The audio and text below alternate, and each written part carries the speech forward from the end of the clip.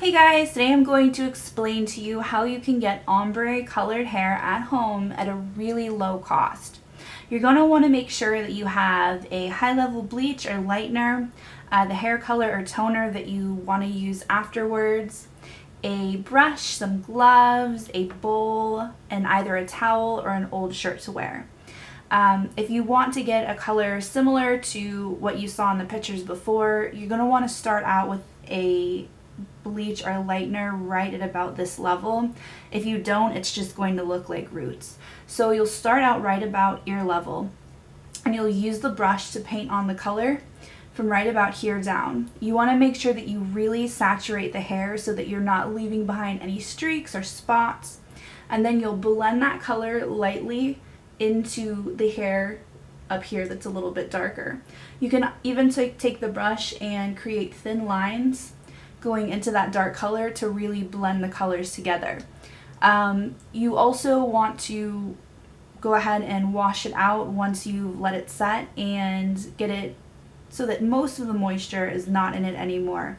And then you can either apply a toner or a hair color to enhance the ends to whatever color you want it to be.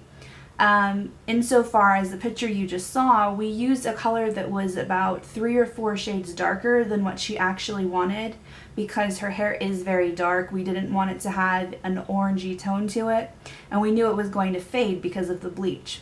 So we started off with a darker color, and then eventually that color started to fade within about a week to a really beautiful caramel color. So keep that in mind if you're going to color it afterwards. And again, the biggest thing you want to remember is just blending the color upward and creating just that blended line. You don't want to see a very harsh line right there, otherwise it's just, again, going to look like roots. You also want to start low enough down so that you have that difference between the darker color and the lighter color. So it's easier definitely if you have a friend that can help you apply it at home. Again, just make sure those ends are really saturated and that the color is blending into the upper color. So it's super easy. If you're going to a salon, it can be really pricey, but if you want to try it at home, you can accomplish it with about $30 to $40 worth of product, which is great. So yeah, just make sure that you're really blending it. I can't emphasize enough how important that is, because if you don't, it's just going to look like roots.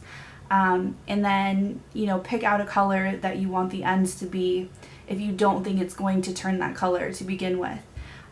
So it's really easy. Give it a shot. I'm sure it will look absolutely beautiful.